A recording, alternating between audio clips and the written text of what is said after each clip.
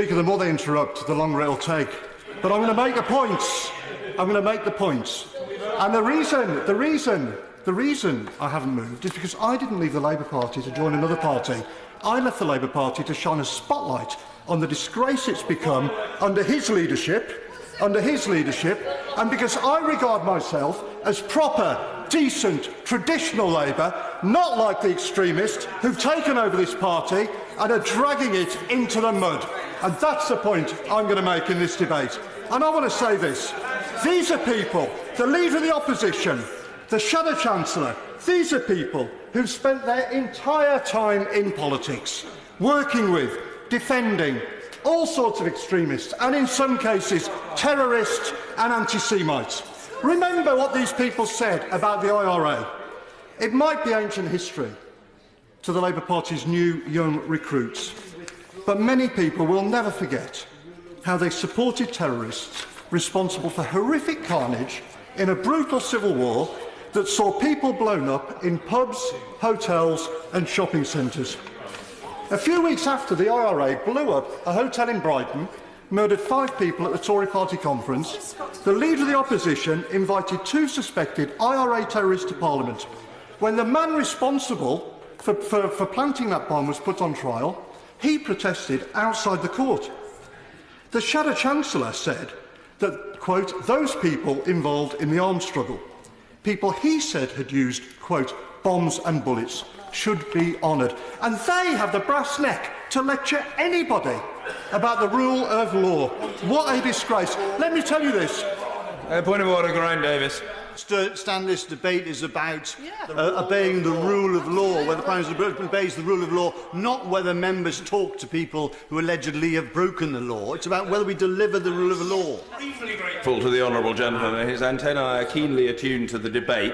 There is a fine dividing line. The honourable gentleman is dilating on the broad theme of disregard bordering upon contempt for the law. If I think he has elided into a wholly different subject, then I will always profit by the honourable gentleman's counsels. But for now, he's all right. Just. But I do warn the honourable gentleman that I hope his speech tonight, given that many other people wish to contribute, is not going to be as long as the speeches he used to deliver at the Students' Union at the University of Essex 36 years ago, when we jousted together. It needs to be shorter. Mr. Ian Austin. Well, Mr. Speaker, my speeches then were a lot shorter than yours. Well,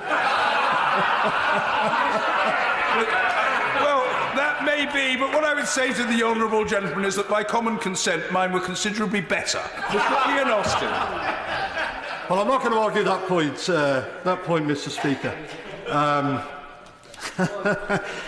But look, this is a debate about whether politicians can be trusted to obey the rule of law. And there's not a single Labour figure in the past, not a single one, who would have backed violent street protest, as the Shadow Chancellor did, when he called for, quote, insurrection to bring down the government, or praised rioters who he said had kicked the SHIT out of the Conservative Party's offices, or talked, well, she might not want to hear it, but I tell you this. Well, I'm not going up. Well, I've explained why I'm not going over there. But I tell you this.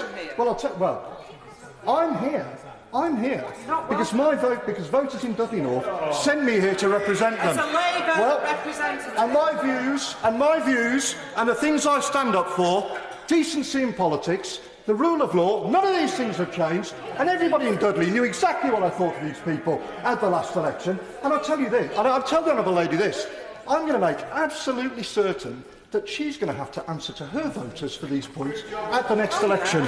All right? Well, we'll see. Now, you have to answer to yours. Yeah, don't worry about that.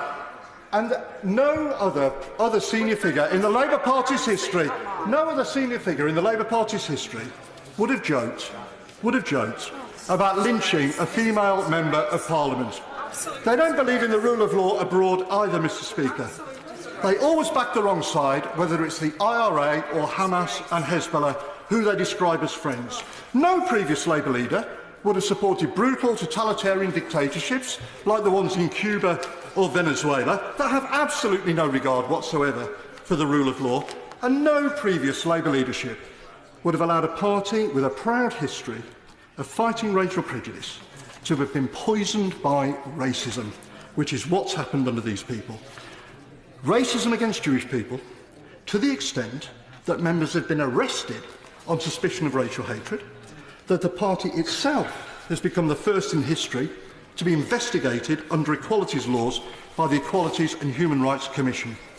These people and the people around them are a million miles away from the traditional, mainstream, decent politics of the Labour Party. They have poisoned what was once a great party with extremism. They cannot be trusted with the institutions that underpin our democracy. They are completely unfit to lead the Labour Party, let alone our country.